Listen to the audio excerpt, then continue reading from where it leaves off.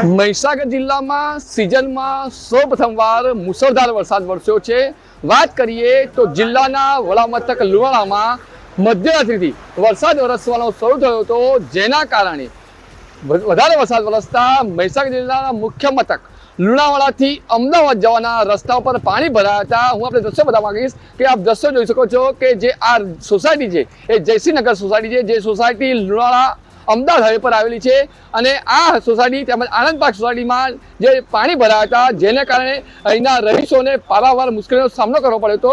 વાત કરીએ તો મધ્યરાત્રિથી ભારે વરસાદ વરસ્યો હતો અને વરસાદ વરસતા આ સોસાયટીના મકાનોમાં તેમજ ઘરોમાં પાણી ભરાયા છે। અહીંના કેટલાક રહીશો પણ આપણી સાથે જોડાયા છે, તેમની સાથે વાત કરવાનો પ્રયત્ન કરીશું કે જી આપનું નામ શું છે અને આપ શું કહેશો? જશવંત પટેલ। હું જયશ્રીનગરમાં છેલ્લા 10 વર્ષથી રહું છું।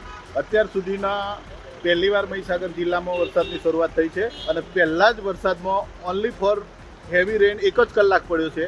તેમ છતાં બી અહીંયા ગાડી વર્ષો વર્ષનો આ પ્રશ્ન છે, એનું કોઈ સોલ્યુશન પાલિકા કે કોઈ પણ લાવતું નથી અને દરેક જે નીચાણવાળા જૂના મકાનોના માલિકો છે એમના ઘરમાં અત્યારે બિચારાને પાણી ભરાઈ ગયું છે અને પારાવાર મુશ્કેલીઓ છે અને આ વસ્તુ વારંવાર રિપીટ થાય છે તો બી તંત્રનું પાણી હલતું નથી।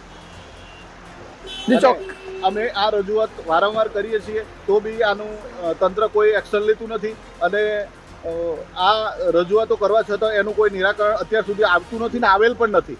આવું આ એક વાર નથી, છેલ્લા કેટલાય વર્ષોથી આ વસ્તુ આની આ જ પરિસ્થિતિમાં બને છે અને જે નવી ગટર લાઈન બનાવવામાં આવી છે એ ગટર લાઈનનો આઉટફ્લો બિલકુલ લેવલિંગ વગરનું કામ છે અને એ ગટર બેક પાણી આવે છે।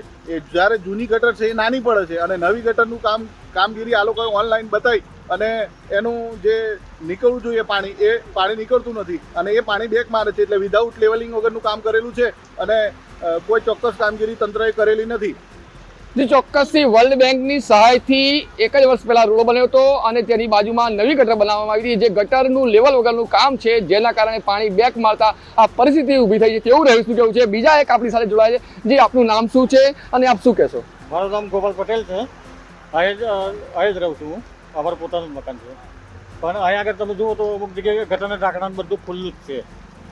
અમુક મૂકા પશુઓ ફસાઈ શકે, બાળકો હોય કે અહીં આજે સ્કૂલ નજીક છે તો બાળકો ફસાઈ શકે, દરેક ફસાઈ શકે। અહીં ખુલ્લી છે, અહીં ખુલ્લી છે, આ જગ્યાએ ખુલ્લી, આ જગ્યાએ તમે જોઈ શકો, ફોટા લઈ શકો। એટલે આ રીતના જે કામ કર્યું છે એ બધું કોઈ વ્યવસ્થિત નથી એમ। પાણી ભરાય છે, શું કહેશો? પાણી તો બધું બેક મારે છે, અહીં ફૂલ ભરાય છે। લોકોના ઘરોમાં પાણી ભરાયા છે, હા, શું કહેશો? આ બધી દુકાનમાં પાણી ભરાયેલા છે। ચોક્કસથી પાણી બેક મારી રહ્યું છે અને લેવલ વગરનું કામ હોવાથી પાણી ભરાય છે। બીજા એક રહીશ આપણી સાથે જોડાય છે, જે આપનું નામ શું છે અને પાણી ભરાયા છે તમારા વિસ્તારમાં, શું કહેશો? મારું નામ જોશી ભૂપેન્દ્ર છે અને મારા અહીં સામે દુકાન છે, દુકાનની અંદર પાણી ભરાઈ ગયું છે। પાણી પહેલો જ વરસાદ છે, એ બી પાછો 1 કલાક જ પડ્યો છે, જો વધારે પડે તો પાછી દુકાનોની શું હાલત થાય? આ રીતે નગરપાલિકાનું કોઈ વારંવાર કહેવાથી આવે, કશું થતું નથી। ચોક્કસથી આ અહીંના રહીશો હતા, તેમણે જણાવ્યું હતું કે નગરપાલિકા દ્વારા પ્રી મોન્સૂન કામગીરી ફક્ત કાગળ પર બતાવવામાં આવતી હોય છે, કોઈ પણ પ્રકારની પ્રી મોન્સૂન કામગીરી વ્યવસ્થિત કરવામાં નથી આવતી। તેમજ ગટર પણ લેવલ ન હોવાને કારણે ગટરના પાણી એ બેક આવી રહ્યા છે, જેના કારણે પાણી ભરાવાની પરિસ્થિતિ રહી છે, જેથી રહીશોને અને દુકાનદારોને પરેશાનીનો સામનો કરવો પડે છે। ચોક્કસપણે કહેવામાં આવે કે આ પ્રથમ જ વરસાદ હતો અને 2 જ કલાક પડેલા વરસાદની જો આ પરિસ્થિતિ, જો વધારે વરસાદ પડશે તો શું કેવી પરિસ્થિતિનો સામનો કરવો પડશે તેવું સાંભળી અને અહીંના રહીશો ગભરાઈ રહ્યા છે। ત્યારે ચોક્કસપણે સારી કામગીરી કરવામાં અને વહેલી તકે કામગીરી કરી અને આનો કોઈ નિકાલ કરવામાં આવે તેવું રહીશોનું જણાવ્યું હતું। વિરેન જોશી, ગુજરાત તક, મહીસાગર।